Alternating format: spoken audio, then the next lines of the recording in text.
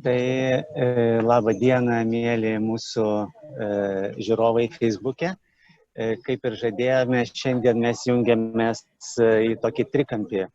Jūs žiūrite iš Lietuvos, tikiuosi, aš esu Vokietijoje, Berlyne ir mūsų pašnekovai Louis Stridon ir Logan iš Ernie Els vyninės, abu yra Pietų Afrikoje.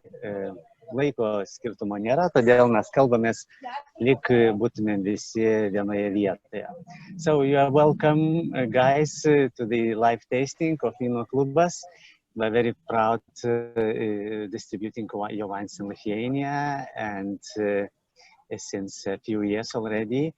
It's kind of already established brand, but not so many of our customers have seen you or even we're traveling to Africa. So I think it's a good chance to talk a bit about this continent and country especially, and especially about your region where Ernie Els winery is located, because as we understand, this is if not the best, one of the best places to make wine in South Africa. So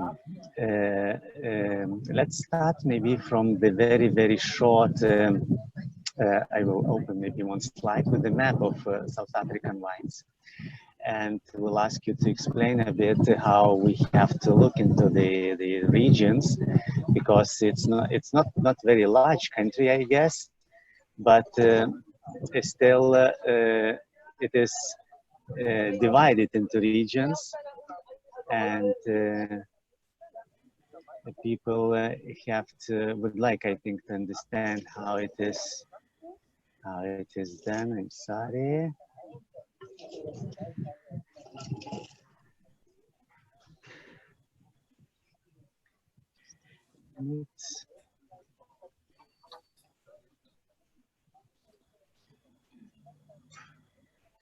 Now it will work.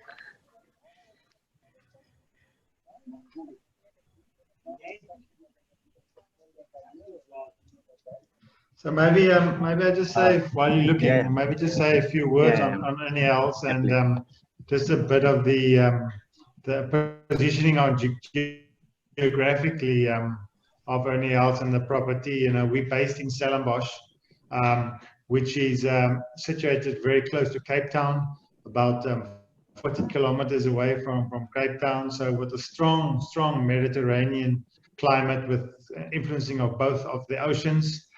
We sit on the Atlantic Ocean, which is a cold ocean, which is a great maritime influence on our vineyards.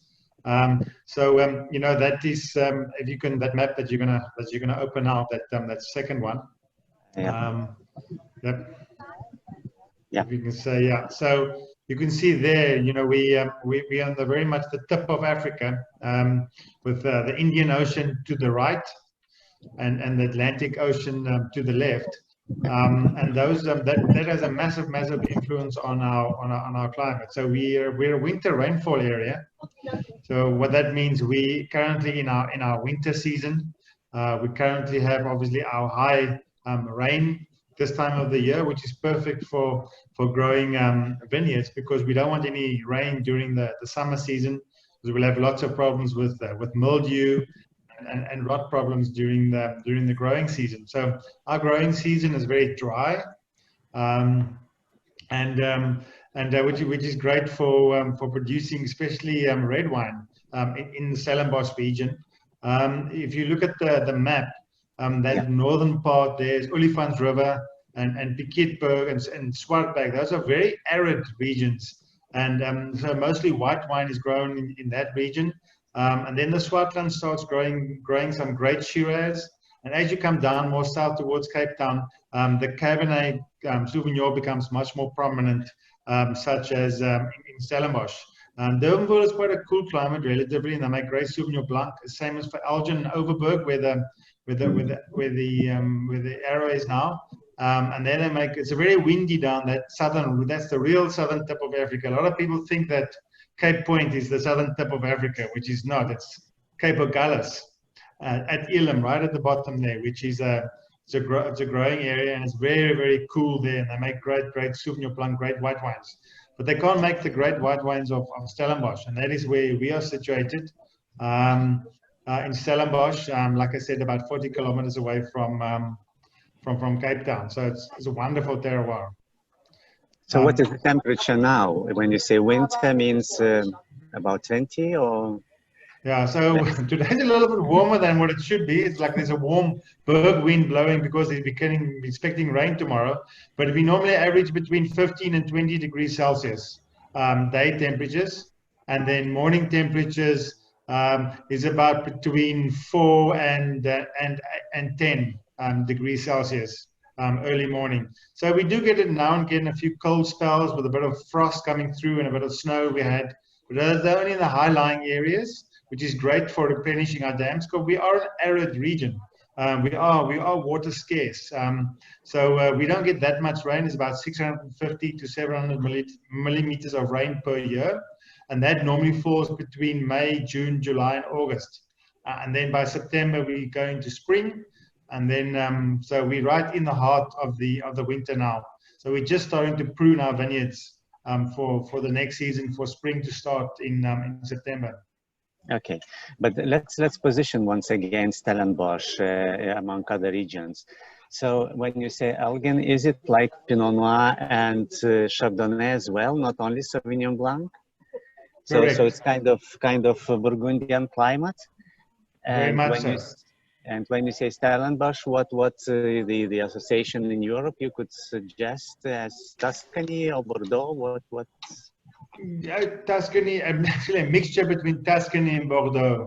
It's a little bit warmer than Bordeaux, and more towards a Tuscan climate, I would say, than a Bordeaux climate in the Stellenbosch region. But definitely much more warmer than, say, an Elgin or Overbeck, because we've got these massive mountain ranges around the peninsula that have a massive impact on the macro and microclimate of the vineyards. And that's why you can actually have, in a relatively small area, you can actually have quite a vast difference in temperature because of these, like I said, maritime and the altitude above sea level that has a role on the general climate of the vineyards that we work with.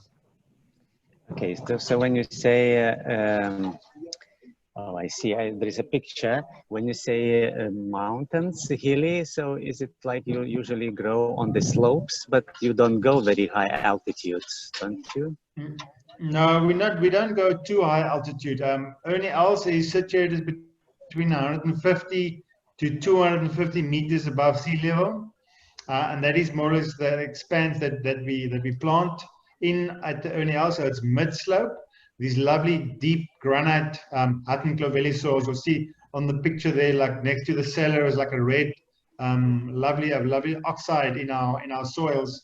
So the soils are high potential. You know, there's not alluvial soils. It's lovely, rich with clay and granite. That can give such a lovely intensity, but obviously being with a little bit of elevation, we do get that afternoon breeze that comes in, and the general wind blowing in summer we call the Cape Doctor. And the reason why we call it the Cape Doctor is because it keeps the humidity down and blows all the fungus and doesn't let the fungus grow in the vineyards because of the low humidity and always the constant breeze. And cooling down the vineyards. So we have a great climate to grow premium Cabernet Sauvignon, which we know ripens very late in the season. So we need long summers without any rain to be able to ripen Cabernet Sauvignon. And you know, so you can think for yourself, you know, in Champagne or in Burgundy, they can't ripen Cabernet like Bordeaux does because they haven't got the sunshine hours. And it's exactly the same with Stellenbosch. You know, the Elgin people can't make the Cabernets we make, but we can't make the Pinot Noirs and Chardonnays that they do. So this farm is so suited to making exceptional Cabernet Sauvignon from the property. Okay, so Cabernet Sauvignon is like the great variety you like the most, but the soil is not exactly like in Bordeaux, like in Margaret River. It's not alluvial, as you said. Is it it's more granitic? So, well, when someone say granite, I think about Syrah as well. Is it good for Syrah, Petit Verdot? No, what's... Yes, it's very much. It is good for Syrah as well. On the planting on the proper rootstocks and the right elevation. Definitely good for Syrah as well. But you got to be careful because Syrah likes to grow aggressively. So we need to manage the vineyard more than, say, Cabernet vineyard to get a good balance between vegetative growth and crop, because these vineyards these soils are quite fertile, and Shiraz loves to grow quite aggressively. So we need to manage it. So it needs more management than, say, Cabernet Sauvignon. But there are great Shiraz examples from the Helderberg, and that's the mountain that you see in front of you there. It's called the Helderberg Range, and in English it means clear mountain. And so Helderberg is an Afrikaans name, but you can see the lovely clearness of the mountain, because we have these constant winds that are just keeps the air fresh and clean right through the year. If it's not the southeaster in the summer, it's the northwester wind which brings the rain during winter. Okay, so let's stop a bit about talking about vineyards and the location. The history of Ernie Els winery, it's about 20 years already, yes, or 15, something 20. like that. Yeah. 20. So what did they, what the golfer himself is doing in the winery? Is he somehow involved in some decisions? What is the relation between you and him? No, so Ernie, his wife comes from the Stellenbosch region, and whenever Ernie used to play golf, especially in the younger days, in the Cape Town area, he always used to stay at Rissenvrede on the property. Rissenvrede is a property right next door to the Ernie Els farm. And every time, I was then the winemaker at Rissenvrede, and every time Ernie came to the farm, his love for wine grew more and more every time he visited the property. And in 1999, Ernie came to me, and then the then owner of Rissenvrede, Jean Emmerbrath, said he would love to start a wine brand with Rissenvrede, and that's how it grew. So the maiden vintage was 2000. It got really good accolades, and I said to Ernie, you need to decide on which wine we have to make. So then Ernie said, he travels a lot and enjoys wine, but he doesn't know that much technically about wine. So I said to Ernie, that's the great thing about wine. You don't have to know anything about wine to know what you like, and that's what really, in essence, is wine is all about. Is what you enjoy in the glass. So I said, what I'm going to do, I'm going to put 5 glasses in front of you. I'm going to make different blends, but you got to choose the wine you like, and that's all you have to know. You don't have to know the tannin structure and the flavor profile. Just tell me the wine you like. And on that day, he chose the Ernie Els Signature, which is the Bordeaux blend that we still make today.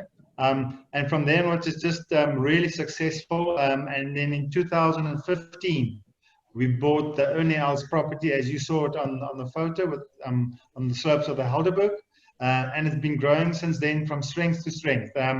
And Ernie is, from a perspective, people love to ask me, like, so how much is Ernie involved in the winery? And I said, Ernie needs to play golf during the week and weekends.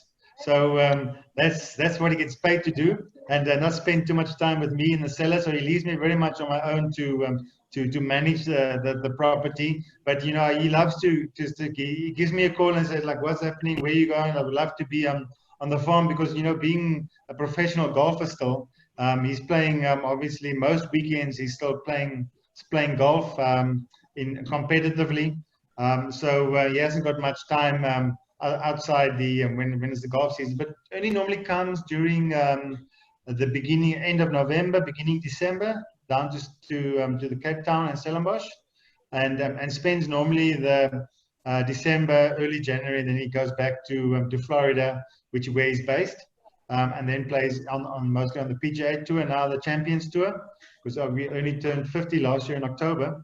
So now he's obviously going to the Champions Tour, and he obviously had his first win on the Champions Tour early in the year, so that was really nice for him to just be in the winner's circle again, because yeah, it's difficult to compete against the 25 and 30-year-olds when you're 50, but sure, that's part of life, as they say. Yeah, but it was not so long time ago when he was number one on rating. So yeah, still in good shape. That's very nice. So yeah, I will tell a few words in Lithuanian just you know, to help my listeners as well.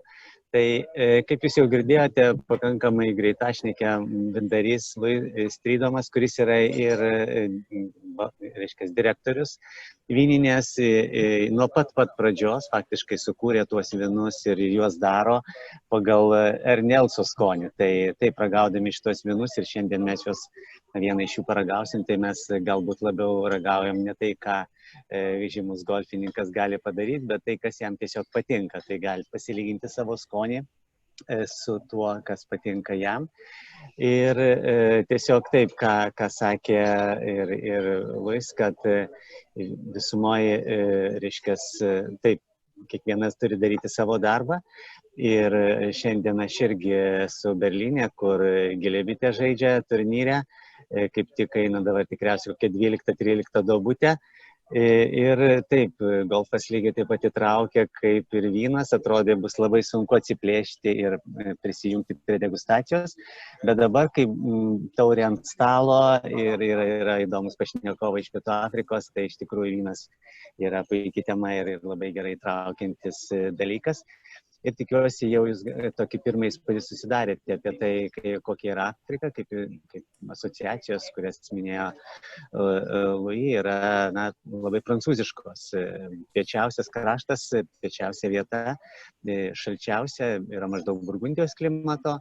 Stellenboschas, kuriame jie yra įsikūrę, yra maždaug Bordo klimato, galbūt Toskanos šiluma, ir yra šiltesnės vietos, kurios nukeliauja iki Pietų Ispanijos klimato karščio. Tai yra visai nedidelė šalis, gaminanti tik tai apie 1 milijardą butelių vyno, tai yra maždaug truputėlį daugiau negu 2 procentus pasaulio vyno, bet labai klimato įvairovė didelė, dėl to mes galim tikėtis tikrai visai nemažai skirtingų vynų.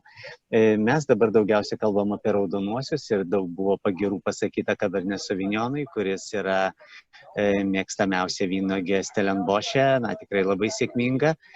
Bet dabar grįšime vėl prie tokių bendrų dalykų. Man labai irgi rūpi paklausti, ką jie galvoja apie kitą garsę vynuogę iš Pietų Afrikos, jau vadinamąją vietinę vynuogę, kuri buvo išvesta būtent auginti šitoje šalyje, tai yra apie pinotažą. So I would like to come back to our wine discussion, and before we move to taste wine, what could you say about pinotage as a grape variety, and did you try to experiment with it, or does it has any specific requirements for soil, for places to grow? What's your opinion? Just interesting. It could be very personal.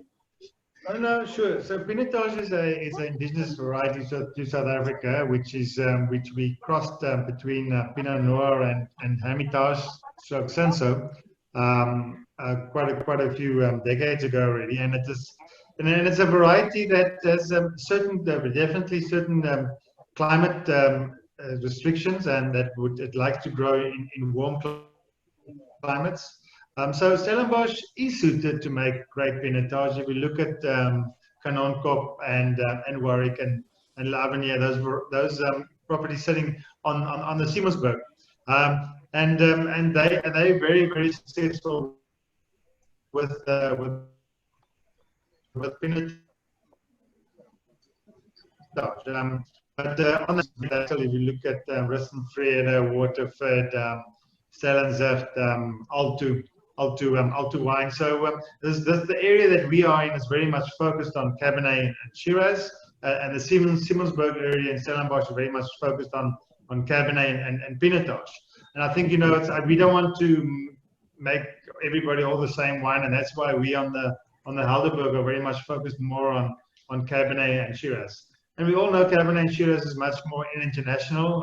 Stylistically, it's easy to identify with the wines. and identify with the varieties as well. So Pinotage is a niche product, which obviously hasn't got as much scope as what, say, Cabernet and Shiraz has got.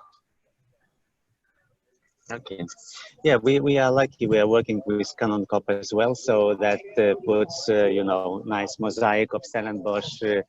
They are supplying really Pinotages, including Rosé Pinotage. We are getting from you Bordeaux grape variety, so everything is really very, very fine. What about Chenin Blanc? Which is, I know it's quite widely planted in South Africa. But what is really the best climate for Chenin Blanc, and where from to look, which regions or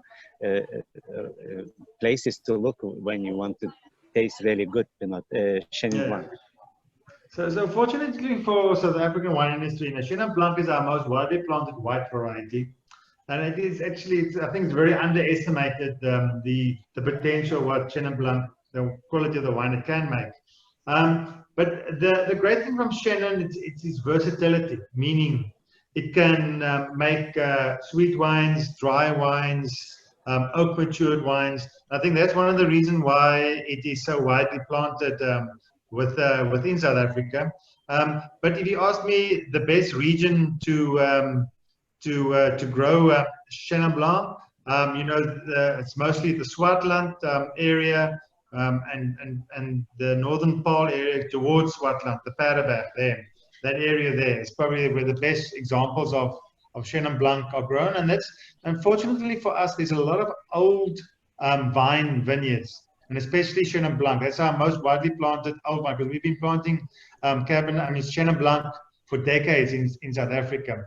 And so there's a lot of old vines, which is great for intensity and lovely palate and purity of fruit that comes through from the wine. So Chenin Blanc was really planted first for its versatility, and then it grew into something really special, more unique, coming from South Africa and from the Swartland Paarl region, is where the great examples are made.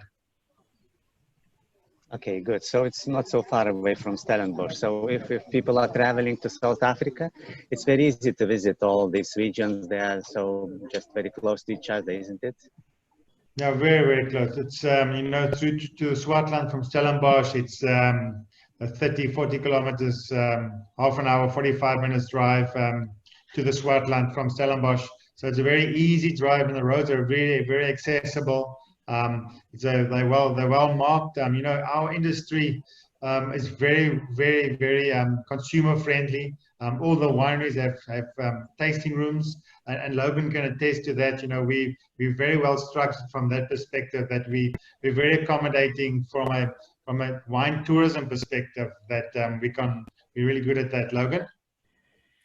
Yeah, I think South Africa, we've really set ourselves up to accommodate the international visitor. And as Louis says, the infrastructure is very good in our country. So, within an hour, you could visit, 50, 60 wineries. So very close together. And then we're fortunate that you don't have to drive that far for diversity. So as Louis says, if you want to drink great whites and Chenin, you can travel half an hour up the west coast, and then you could come back to Stellenbosch and drink beautiful red wines in the evening. So we're very fortunate with that. Okay, so speaking about wine tourism, well, it's really quite convenient to fly to Africa from Europe. You don't change time zone, which is really a big comfort. So I saw that you upgraded your winery. Is it true? I got a presentation about that. Is it any changes, and you have like very good place now to invite people? Yeah, so the winery project was taken on in 2018. So it was expected to take a year, but unfortunately it's taken us 2 years. But they say all good things come to those who wait. So there's Louis Cellar with his Nicosia tanks that he's imported from Italy. So we spent 2 years renovating the winery. The building. The shell of the building stayed the same, but the inside of the building was completely redone. reworked. That's his barrel cellar, and that's the new restaurant. So it didn't have a restaurant before, but that's we're going to have a 120-seater restaurant, probably 50 people inside, and then 60, 70 people outside, because our weather's so good. So we're looking to reopen on the 1st of September. But I'm not sure if you know, but we're still under lockdown restrictions in South Africa, so we're not able to sell any liquor at the moment. So people are not able to come to the tasting room, and they're not able to sit and have a meal and have wine. So we're spending the time in getting ready to get the winery open on the 1st of September. So 1st of September, lockdown is going to be stopped. What is the forecast? Yeah, we're not sure. We know until probably the 15th of August we'll still be in lockdown. That's when the national state of disaster has been declared, until the 15th of August. Okay. So we're hoping that after the 15th of August, they'll lift the restriction on liquor sales, and then people can once again start visiting the tasting rooms and the wineries. Okay, let's go about that. But at least I think the next year, January, everything will be sold, because really industry of vaccines, they are working so hardly. So we will, I think 2021 will be again a normal year with visitors and with traveling. Yeah, fingers crossed. Yeah, so let's come back to the wine. So I have in my glass the first wine, which was made, as I understand, proprietor's blend, and this is a blend of different grape varieties. Could Luis tell a few words why that kind of blend? What each variety gives for it? And yeah, so the blend of 6 different varieties in the wine, and it is very much a snapshot of what is planted on the Ernie Els property. We're a property of 45 hectares of vineyards. The property size is 70 hectares, but the vineyards is 45 hectares. Very much planted in the proportion as the blend in your glass there. It is 60% Cabernet Sauvignon, and then it is 20% of Shiraz, and then 5% each of Merlot, Cabernet Franc, Petit Verdot, and Malbec. So you can say, I always say it's a Bordeaux blend with a bit of a twist, with a Shiraz component, which is not normal. But if you speak to the old Bordeaux winemakers, and they always used to say there's always a little bit of extra Shiraz in the Cabernet. And you asked me the question, why the blend? And I think that's the great thing about the 2 main components in the blend, which is Cabernet and Shiraz. They've got totally different personalities, where the Cabernet, the berries are small, concentrated, lots of tannin, powerful, deep color. And the Shiraz is on the farm, has got a much bigger berry. There's not a lot of tannins.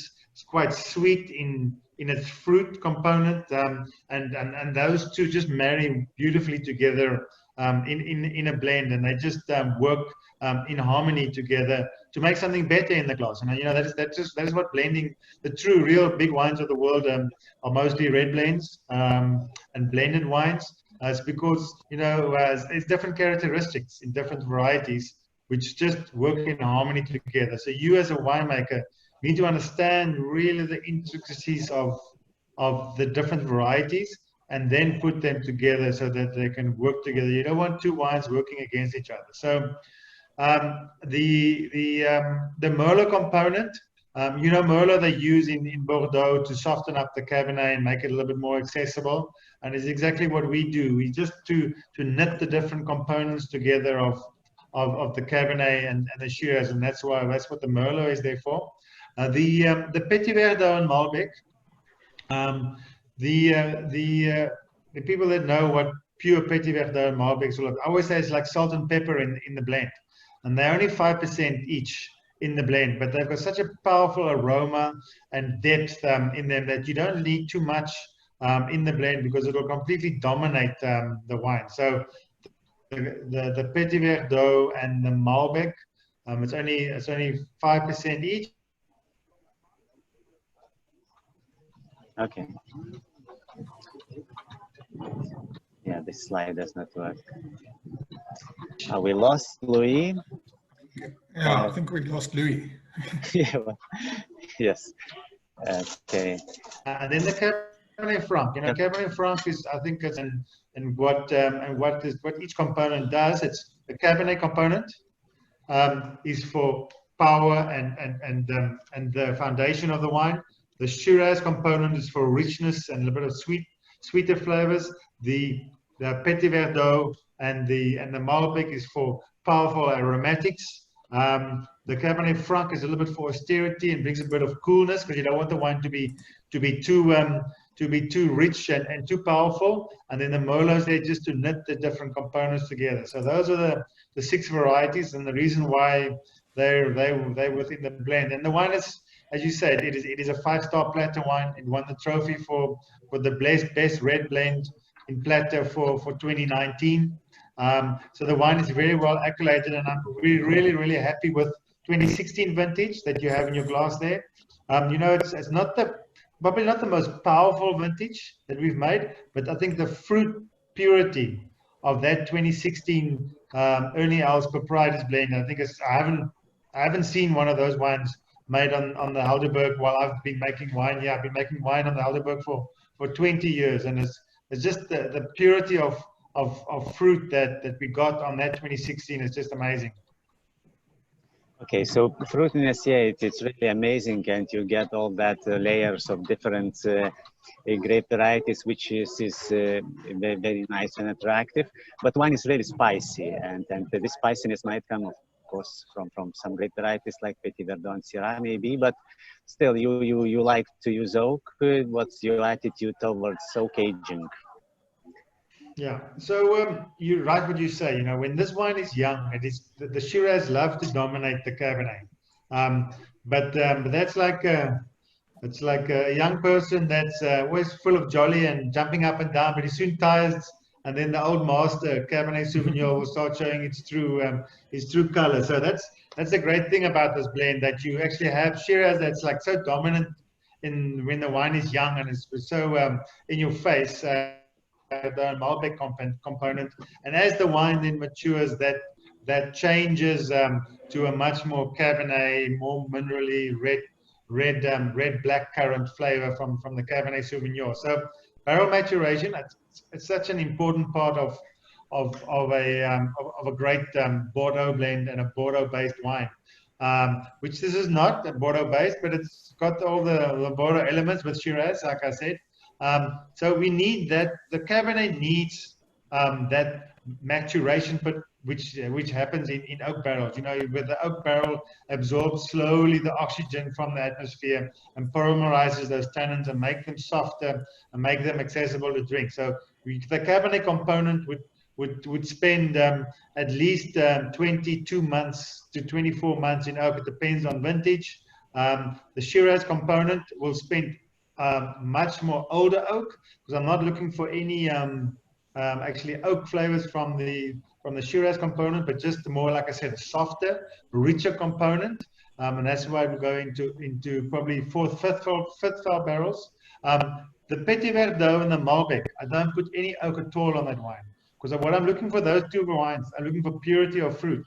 And that's how I'm looking for something really upfront, pure, and not having any oak flavors coming from the Petit Verdot and the Malbec.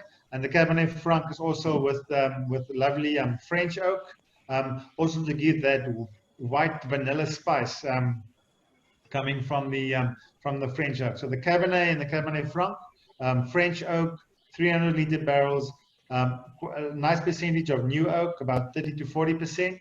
But not dominating, because I want the fruit to show the potential. I don't want the customer to just taste oak, because that's easy to do. I want them to taste our sunshine, to taste the beautiful fruit that we work in the vineyards, within the glass. You know, there's one French, and so there's one Scottish guy that always used to come to me, and when he used to smell the wine, he says, "Oh, taste the grape, taste the grape." You know, and I think that's for me important. You know, it's easy to splurge oak all over the wine and not really see the real core of the fruit coming from the Helderberg. That's true. Your wines are very impressive. I mean, really like powerful from that from aromatics, but very good structure. It's really, again, in the mouth they have not too high tannins, or not too harsh, but really seem that it could age for long and that could keep any steak. But this is one of your wines and one of the best wines. You also have a bit like a little brother, Big Easy, and Logan has this in a glass, he said, at home. Yeah. What is the main difference in winemaking, those two wines? So the Big Easy is very much a little bit according to the name. The wine is made according to the name, you know, big and easy. It's Shiraz based, so it's not Cabernet based. And we talked about what Shiraz brings to a blend, that richness, that full voluptuousness from Shiraz. So it's more Shiraz based, 60% Shiraz and 20% Cabernet. So it's just very much a swap of the from proprietors to the Big Easy Red. But what I use these lovely southern Mediterranean varieties such as Grenache, Cinsault, Vyno, and Mourvèdre to actually take the place of the Petit Verdot and the Malbec within the blend. So it's got much more red fruit and not as minerally as, say, the proprietors range. So it's much more opulent, the Big Easy Red, than the proprietors. The proprietors, like you said, is much more aging potential because Cabernet based, but with the Big Easy Red, it's much more accessible at a younger age because it's got much less tannins and it's really approachable. And it's actually slightly chilled on a lovely summer's afternoon. It's perfect. And that is what the Big Easy is all about, where the proprietors is a little bit more serious, a little bit more fine dining in style of the wine. Okay, but just this happens because of specific winemaking decisions. You macerate shorter. Do you use carbon maceration, or is it not traditional in Africa?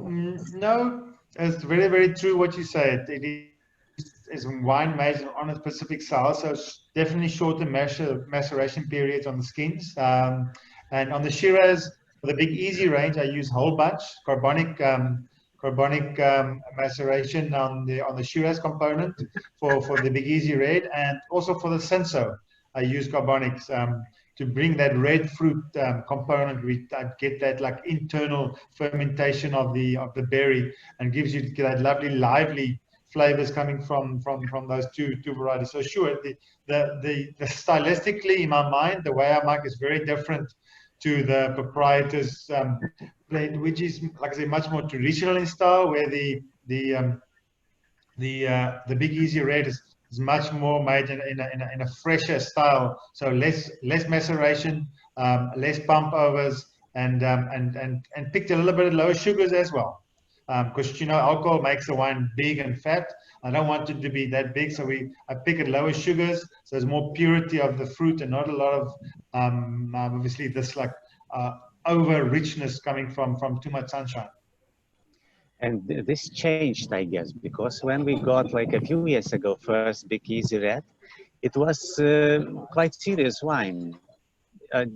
Was it like changes recently in the style or no? I think it's just the evolution of the wine. I agree. Because the wine that we made for Big Easy was wines that probably wasn't accessible right from a very, very young age, and we try to look at how we can make it a little bit more accessible for somebody to buy a bottle of wine today and drink tonight, but still have aging potential. We don't want to take away everything, so there is a slight tannin structure to the wine of the Big Easy that will give it easy, say 3 to 5 years maturation. Will only improve with a bit of time. It's easy to take away all the tannins and all the structure from the wine with fining agents and make it just really flabby and drinkable.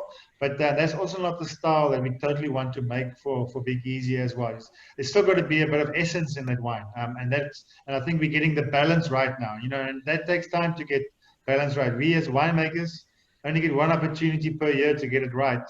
And we have to wait another whole year before we can make a decision to make something a little bit differently. So it's lovely to be able to see how the Big Easy Red has evolved over time. And I think the 2017, which is currently selling, I think it's a great obviously wine, and stylistically, I think we got it so spot on with the 2017 vintage. Okay. Good. Yes, I'm happy that style of Big Easy is more approachable, and you don't need to keep it very long, and because yeah, that's wine by glass, wine everyday wine, so it should be like easy drinkable. I hope wind is not very strong in my microphone and you hear something. There is a question on Facebook asking, is there any period on time when visiting winery it's possible to meet also Ernie Els? So I'll take this one. So Ernie unfortunately is now living permanently in the United States. I'm not sure if you know, but his son is autistic. So Ernie is very much involved. He built a big center for autism in Florida, and he runs Els for Autism, which is golf events throughout the US and here in South Africa. So unfortunately, he's living permanently in Florida now. So yeah, as Louis says, he normally comes out in December. We know he's due to come out this December. He's got a tournament, 2-day tournament at Fan Court in December. So we're hoping to get him to the winery for a day to take some photographs and drink some wine. Okay. So, at the winery we have the trophy room. So where all Ernie's trophies are, the Open Trophy, the PGA Trophy. We have a chipping green right in front of the cellar, down to the flag, pin flag at the bottom on the bottom terrace. So Ernie's very much in the winery, but in spirit. And personally, he doesn't get there that much. But yeah, I'll keep pressure on him to keep filling the trophy room for us. But it's lovely to walk through a little bit. Ernie's obviously his golf career at the winery as well. So it is part of who we are. Okay, very good. So thank you very much. I think we spent already quite a lot of time and really informative tasting and explanations. People now are really looking much with interest to buy a bottle and to taste and to feel everything what you were talking about. So thank you once again, Luis Logan, and for joining. Thanks, Arūnas, and come and visit us in 2021. Yes, yes, we will. Thank you. Goodbye. Okay, bye-bye. Bye-bye. Cheers. Viso gero, mes atsisveikiname. Kaip matote, šiek tiek golfininkų už nugarų bevaikštančių. Taip, kad, kaip suprantate, golfas ir vynas yra arti vienas kito, nebūtinai turite suprasti taip tiesiogiai ir sportuojant, aišku, alkoholis nėra pats geriausias draugas, bet kitų laikų tai suderinami dalykai, taip kad ačiū už dėmesį, atleiskite, jeigu mano mikrofonas labai čia vėją gaudė, įsivaizduokite, ką vargšai žaidėjai dabar daro laukuose ir kaip keikia tą vėją, nes net ridenti darosi sunku, atrodo, kad nuneš. Bet tikiuosi, jūs visi saugiai sėdite namuose arba prie ekranų, prie stalo, vėjo nėra, taurė jūsų pilna vyno ir linkiu gero penktadienio ir gero savaitgalio iki pasimatymų kitose degustacijose. Viso.